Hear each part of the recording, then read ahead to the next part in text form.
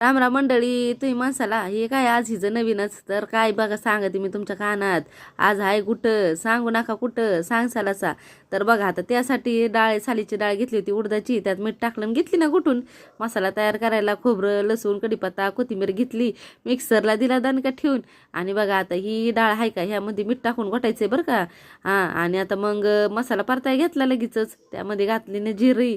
जिरी लागली नाचायला, मसाला घेतला परतून.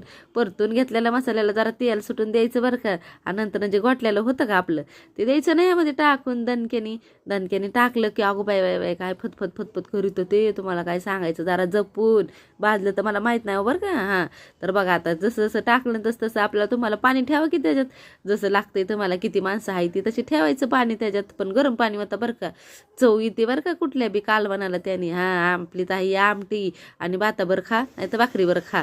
पण चॅनलला तेवढं सबस्क्राईब करा की राव.